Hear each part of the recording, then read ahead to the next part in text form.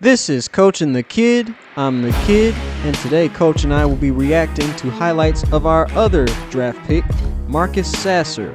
Now, he's sort of been under the radar since Asar Thompson has been tearing up the Summer League, but Marcus Sasser is a very solid player as well.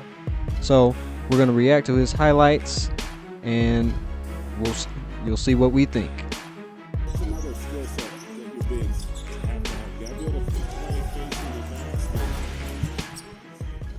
We saw a piece of this of the game, but we didn't see his individual highlights. First of all, thank y'all for all the support y'all been showing us lately.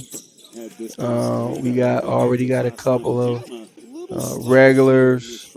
I'm going at the top of my head because forgive me if I mess it up, but I think it's Louis the Bets or Louis the Beats or somebody say he watches all the time. Appreciate you, bro. Got some other guys. So we appreciate that. Please like and subscribe. Help us grow. We got a lot planned. Cookies there. Now, I can already tell that this game is like against scrubs. So this is like a G League game, basically. Whereas the other parts of Summer League has been like more legit NBA. This is G League level. So I'm not getting too excited. But that being said, when real NBA players go to the G League, they score 40. Right? What was the guard that the Pistons had that was killing the G League and they let him go because of Killian Hayes? Ish Smith? No. It was another guard. Is he in Chicago now? Or I don't know where he is. I know who you're talking about, but I don't remember the name. He was destroying the Summer League. Oh, man. You look it up, man. He was destroying the Summer League, and he scored 40 a couple times down there. So, but all it does is prove that you're an NBA player. When you go to, the G League, you're an NBA player, right? So, that's good to see. Water there. And then we watched this kid in Houston because we was watching so much, Jarris Walker. It should have been a foul right there. And so, when the game was on the line, they was going to this kid. You know what I'm saying? See, not much defense there. You got to hit that if you're an NBA player. That's water. They took him out the game, and then all of a sudden, Indiana started coming back a little bit, and they had to bring him back in. Give me that. Let's run, make the right play. Okay, what happened? Let's see what he do here. Okay. Just an NBA player. I haven't seen anything yet special. So far in the Summer League, he's been a better shooter than what he was in college. This was a tough lay. I don't know who that is, man, but that was a tough lay right there, number 14. I don't know your name, bro. This is cooking. This is on some Darius Garland type stuff. I believe the player you're talking about, Saban Lee? Yeah. That's it, Saban Lee. Let's see what he do here. ISO. What's the dude that I like in New York? Quentin Grimes or Quickly? Quickly. That's what he reminds me of. Quickly. He snatch ankles, Darius Garland, Quickly, that type of player, which, getting him with whatever pick we use, was it 25th or something? I don't know. That's great. You know what I'm saying? So,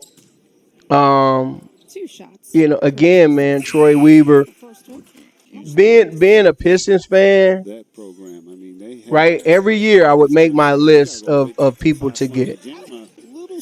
And every year the Pistons wouldn't get them. Every year, you know what I'm saying? And these last few years, the Pistons have at least been picking some of the guys that I like, and that means a lot because Pistons fan, y'all don't understand. If I was a GM the last few years, let me just tell you my picks the last 3, 4, 5 years. You help me out if I forget any. Number one, Donovan Mitchell. Donovan Mitchell will absolutely be on the team. Tyrese Halliburton would have been on the team. Tyrese Maxey would for damn sure be on the team. Bam Adebayo, as I said before. That last draft that I was talking about, it was the Miles Turner draft. So I wanted to trade down Stanley Johnson. Allegedly, we were being offered the 11th and the 15th pick, and my picks were going to be Miles Turner and Bobby Portis. I saw some comments saying, bro, what about Devin Booker? I was not up on Devin Booker. I don't watch everything. I saw him play one time. The game that I saw, he wasn't very impressive, and he was just a shooter. Why you think he went? Where did Devin Booker go in the draft? Like 15th, I think. Right? Nobody was high on Devin Booker. And see, sometimes it's the offense of the college that doesn't. He was the 13th pick. Okay, doesn't allow you to, you know what I'm saying, really see how good a guy is. But he was just a shooter. It was nothing special. He didn't have the handle or anything. Like some dudes get better in the NBA. You know what I'm saying? So you can't see everybody. But still, just imagine how good would our team be with Donovan Mitchell, Tyrese Halliburton, Bam Adebayo, Miles Turner. Forget some of the second round picks that I made. Some of the undrafted. Fred VanVleet. I definitely wanted him undrafted. I mean, you know, and I could go back to the early 2000s and stuff like that. Trust me, bro. So, with that being said, I was so happy with them getting Asar. I got a nickname for Asar. I'm not gonna say it in this video, but I'm a reveal it one day. You know, I just didn't want them to get the typical Pistons pick, which would have been, you know, Cam Whitmore or, you know, some European player that we never heard of. They made one of the right picks. I would have been just as happy if they chose Jarris Walker. But it seems like, you know, early returns, Asar giving them ankles. My goodness, he left him. Asar seems to have a little bit more star power than Jarris maybe. But, man, Jarris is a bad boy. I was wanting to see if he was going to play this game, but, you know, Summer League, they trying to hold dudes back. I don't know why we didn't see all of this in the first two games, because in the Summer League, you're supposed to play your rookies. Like, was he just waiting for... Sorry. He was waiting for Asar to sit down to show what he could do? No, what you got to understand, and that's a great prelude to what we're getting ready to do. You know, the first few games, you had, you know, Jaden and Ivey playing.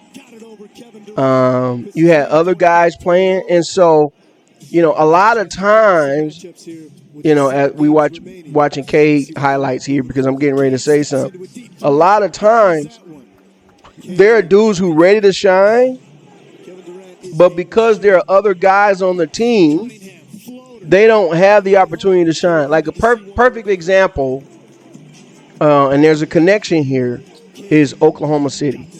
Okay, Troy Weaver was there during the Oklahoma City glory days. Troy Weaver was there when they drafted Russell Westbrook. Okay, they also had Kevin Durant and James Harden. Okay, you can argue one way or the other, but having Russell Westbrook and Kevin Durant on the team did not allow James Harden to be who he truly was. So, you know, obviously we're talking about, you know, summer league or whatever. But when you got Jaden, Ivey, and others, Sasser wasn't going to get off. Kudos to the organization for recognizing that. Say, you know what, man, we're going to put you in the game.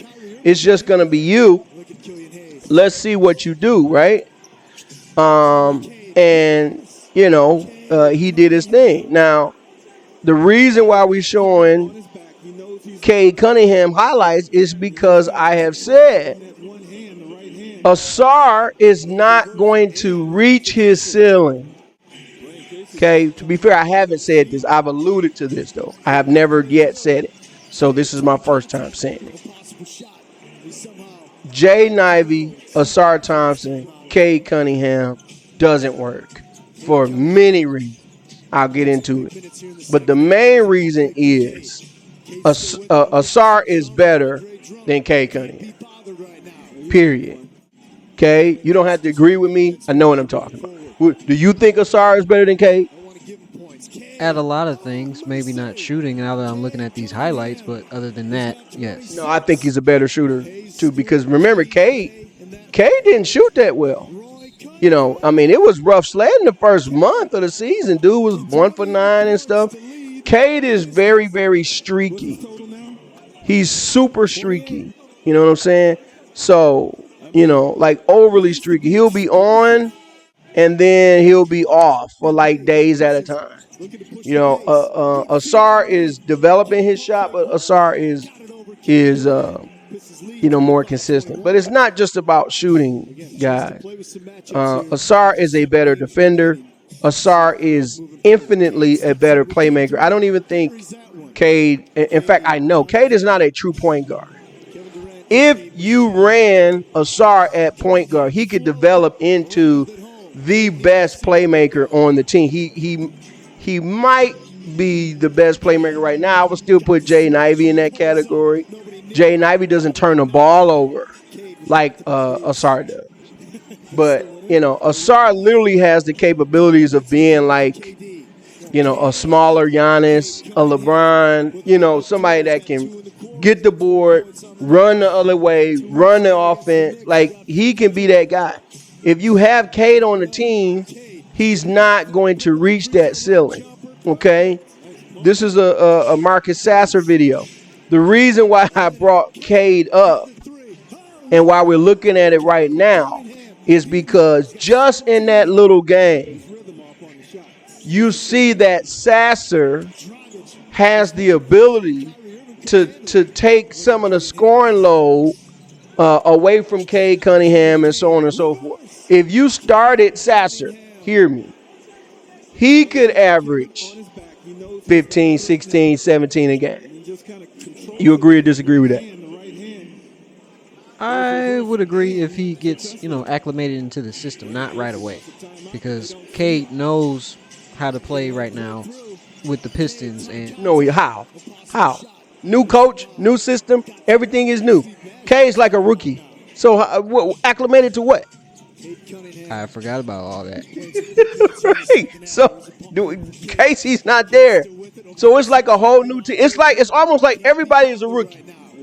Let's just call it what it is. Hey, Cade is a rookie.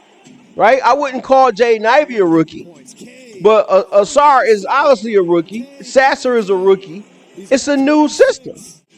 You know what I'm saying? There's only one ball, y'all. There's only one ball. So you can have however many people you want on your team. That's why superstar teams don't work. How is it possible that as we watch it, Kevin Durant, Chris Paul, Devin Booker, how does that not work? Because it's only one ball. If you start Cade Cunningham, Asar, and Jaden Ivey, one of those dudes is going to average 23. Another dude's going to average like 20. And another dude's going to average like 16. Okay, if you start those three. Unfortunately, because of where he's drafted, they probably going to shade towards Cade Cunningham. Here's the problem with that. He's not efficient. He is super inefficient. He is very much like a Carmelo Anthony. right? When he's hot, he's hot. When he's not, he is not. So you don't want an inefficient guy as your leading scorer. You know what makes Jokic so great? Jokic scored 30 points on like 17 shots. You know what I'm saying? That's what you want, 18 shots, right?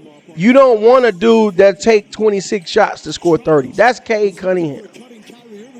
So having a guy or guys like Sasser, it lessens the blow for you getting rid of a guy like Cade Cunningham.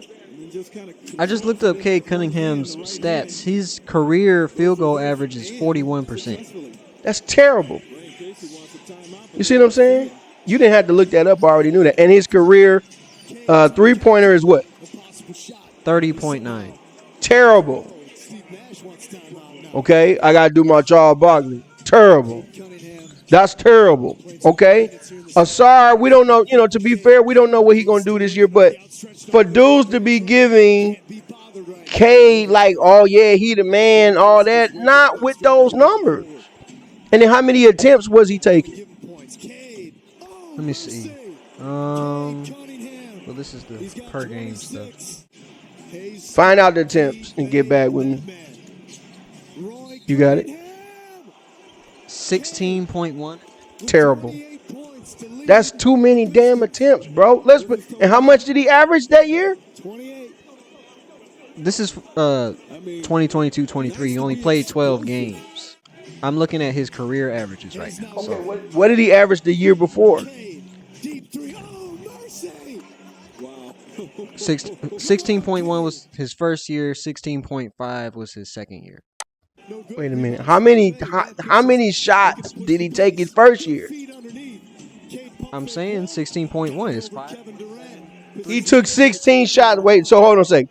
You're telling me his first year he took 16 shots a game? 5.7 3-point attempts, 10.4 2 points. And he averaged 16 points. 17.4. Do you know what that is?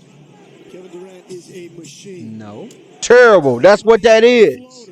If you make 8 shots, that's 50%. That's average basketball guy. That's not a max player, which is the second thing I'm going to talk about. But we just talking about the player right now. Dude, okay, all right. Here we go. I don't have to talk and do all that. Just look up LeBron James. Okay? So you're telling me, Piston fans, oh, Cade is the man. Cade is it. Right? Bro's taking 16 shots to score 17 points. Okay? Just give me in any season. First of all, I already know LeBron shoot less than 20 shots most of his season. So, give me the numbers when he's shooting like 18, 19 shots from any of the years. Well, his first year he had... Not the first year, man. Get into his prime. Stop playing. His prime started pretty much in his second year. Okay, so well, get into it. Second year, 3.9, 3. Dude, I want the shots and points. That's all I want. Well, I gotta add it all up. No, what are you talking about? Where's the point? The attempts per game and the points per game. Do you not have that?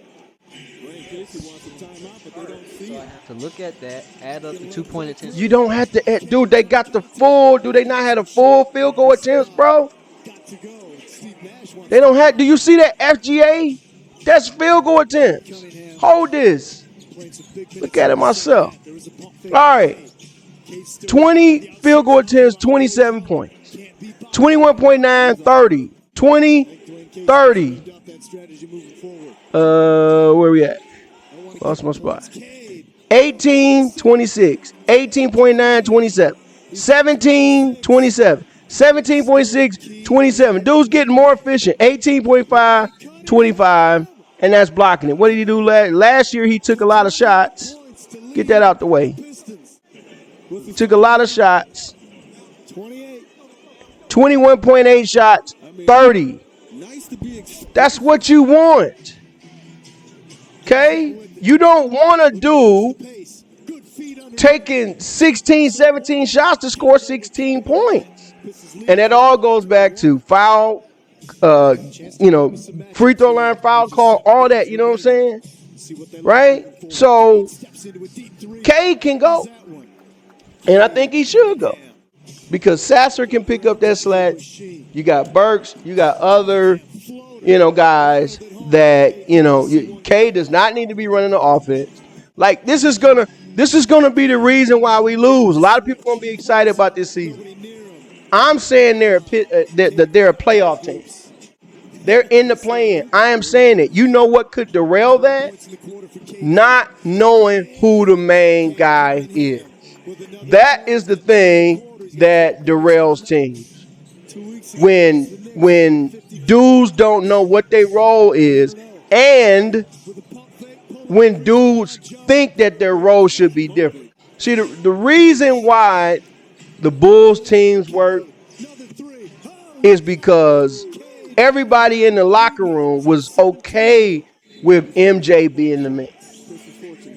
And they willingly was like, okay, bro, you the man.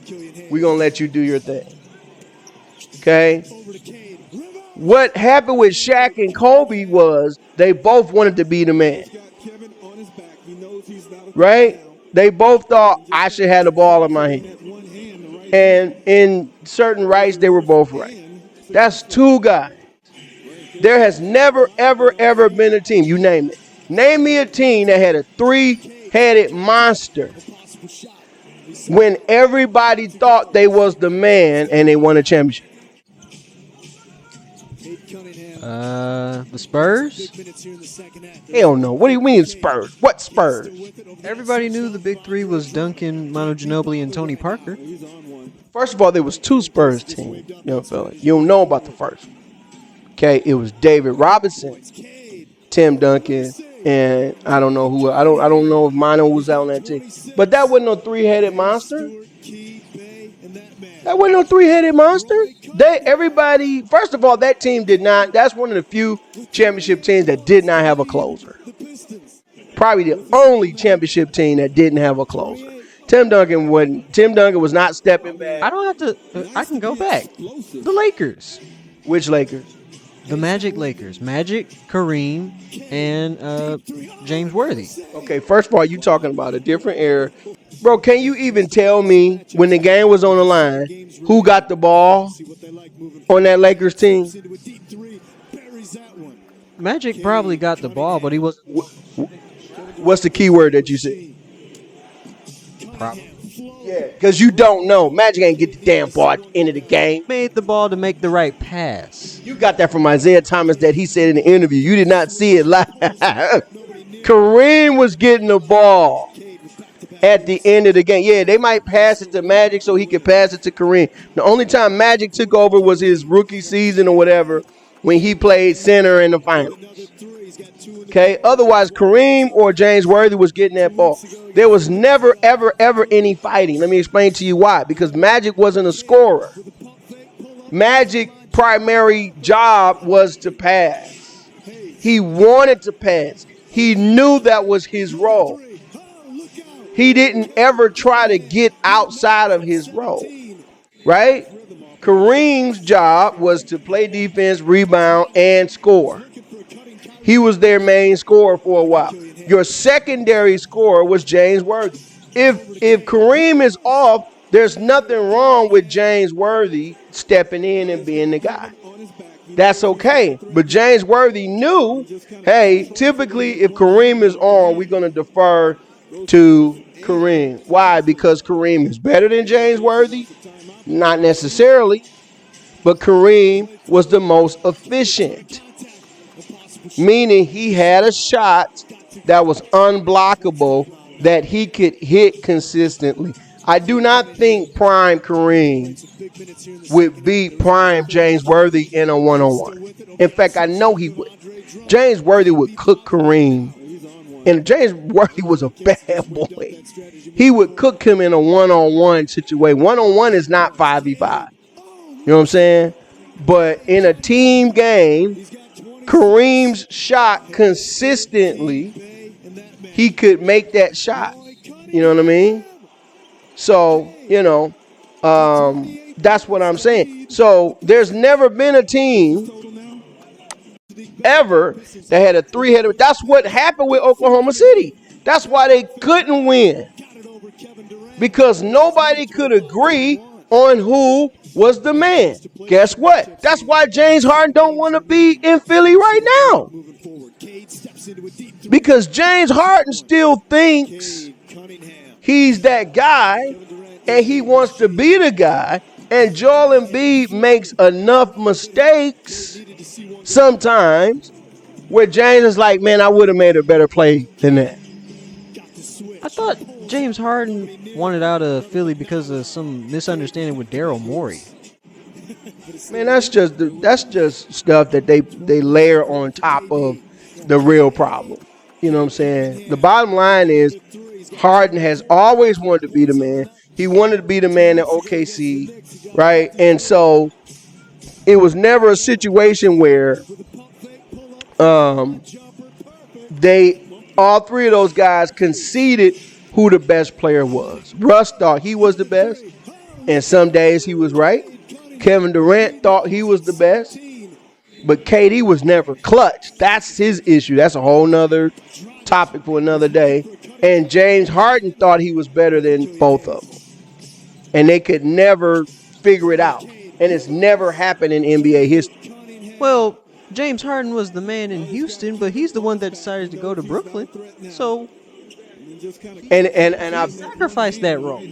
But I bet you if you go, I'm talking completely out my neck right now because I don't know.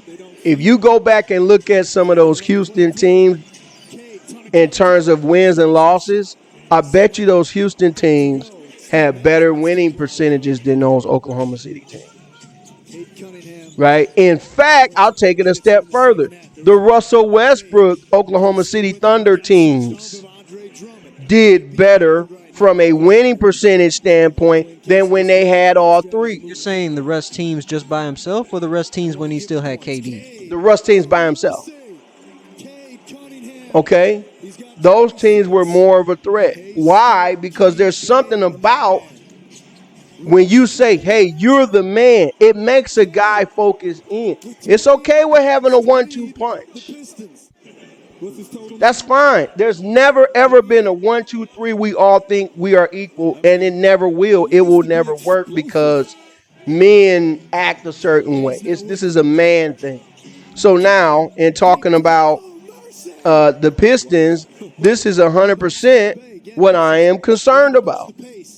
And this is why I say right now is the best time to get rid of Cade. Because I believe that either Jaden Ivey or Asar are the leaders of that team. I know from just a leadership standpoint, it's going to be Ivey or Asar.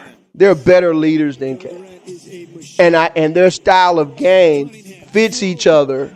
They get to the line, as I said before. They're going to get free baskets.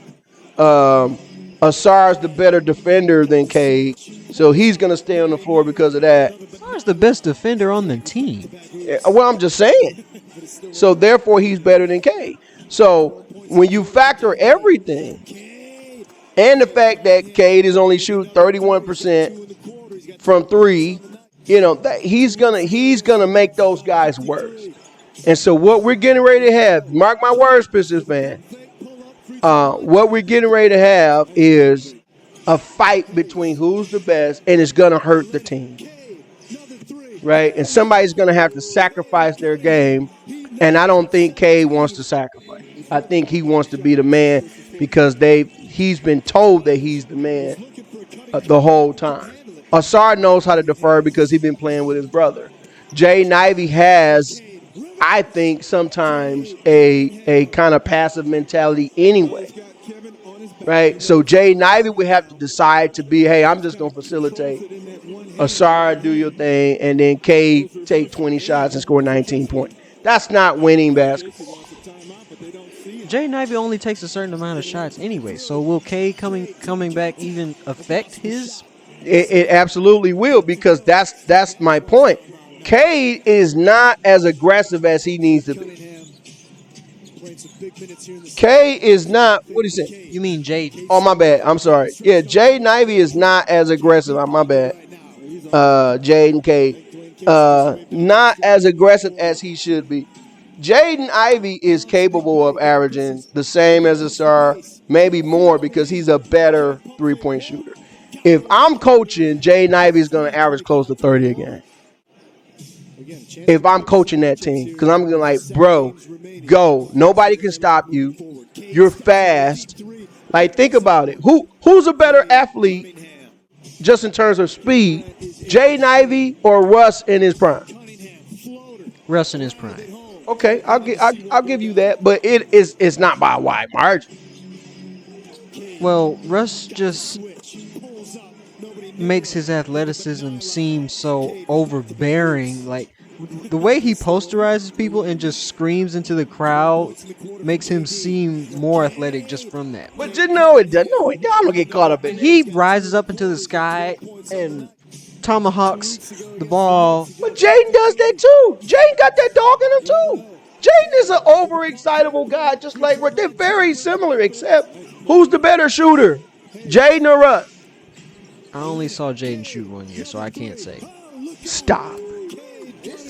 This Stop. Jaden. Stop. What are you? Stop. That's what Jaden is a much better. Stop playing. Okay? Now, Russ is one of the greatest playmakers of all time. So he doesn't have Russ's feel for the game yet. You know what I'm saying? I don't know if he ever will. Russ is a bad boy distributing that basketball. You know what I'm saying? So, and I've even seen from Jaden this summer league. No, Jaden looks like he could be a 37, 38 guy, and I didn't really see that last year. You know what I mean? Now, Jaden Ivey is averaging 13.3 field goal attempts per game. He's averaging 16. Okay, is that better than 16 for 16? Yes. Okay, that's what I'm talking about. And he's capable of more than that. He's capable of much, much more. So I'm telling you, Jaden can average. If I'm coaching him, he's going to average 30, close to it. And Asar going to average like 25. I'm going to feed them two dudes because they so good. And then we just going to put other guys around them. A big that can shoot, other dudes that can shoot. Like, you got Joe Harris. I'm going to try to get Mikal Bridges. I already said that. Dude, if the Pistons get Mikal Bridges, I'm telling you, they're going to win a championship is not even a question.